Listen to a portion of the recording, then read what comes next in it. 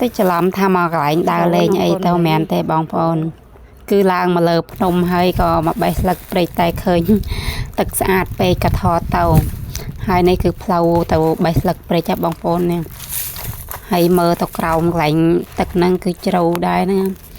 គួយខ្លាចដែរណាដើរលាដែរណាហើយលោកប្តីនោះគេដើរទៅចោលបានគ្មានដើរតោងពុនតោងអីឯមើលនេះហើយមើលឃើញទឹកស្អាតមែនតើបងប្អូនគឺថ្ងៃមុនណាប្តីខ្ញុំគេនិយាយទូរស័ព្ទមួយពូម៉ាគេថាអូយឪគាត់ដែលបេះស្លឹកព្រៃចោអូយបានល្អហើយចូលសឆ្ងាញ់ណាស់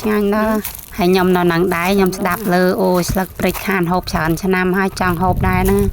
ហើយក៏សួរណាដែលកន្លែងបេះកន្លែងណាអញ្ចឹងទៅ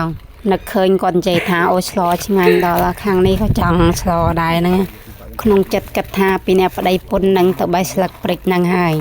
តែក្នុងចិត្តមិនគិតថាអូស្លឹកព្រៃបែបណាវ៉េធ្លាប់តាគេបេះហើយ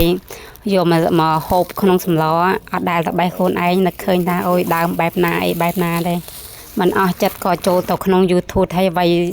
ទៅសេថាស្លឹកព្រិចបា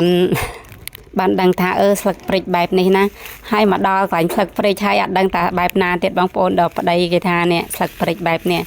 ដល់បេះស្លឹកមួយទៅក៏ថាស្លឹកបែបហ្នឹងកាន់ស្លឹកមួយហើយទៅដើរមើលអាដើមផ្សេងវាមានស្លឹកបែបហ្នឹងអត់បានហ៊ានបេះព្រោះខ្លាចថាបេះចំបន្លែពុលអីចឹងទៅហើយស្លឹកព្រិចដូចថាអត់ទាន់មានភ្លៀងអត់ទាន់មានអីចឹងអត់សូវមានលាស់ទេដូចថាមានគេបេះច្រើនដងដែរហើយចាំមើលតែបានភ្លៀងមួយមេដឹងថាស្លឹកត្រួយច្រើនហើយ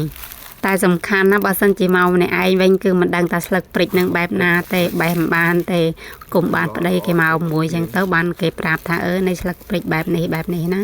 ហើយប្តីខ្ញុំអត់ចេះប្រកាន់ការងារទេបងប្អូនការងារអីក៏ធ្វើដែរបេះស្លឹកអីចឹងទៅក៏មកបេះជាមួយដែរអត់ថាអីយើង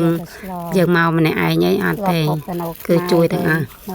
បេះដូចនៅស្រីចឹងឯងខ្លាំងជាងខ្ញុំនៅស្រីទៀតស្គាល់បេះប្រកែបេះទៀត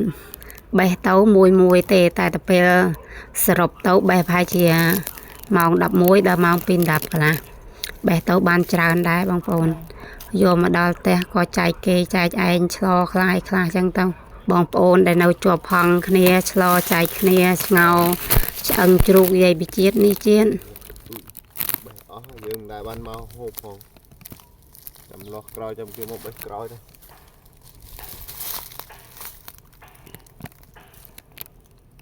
ហូបស្លុកអស់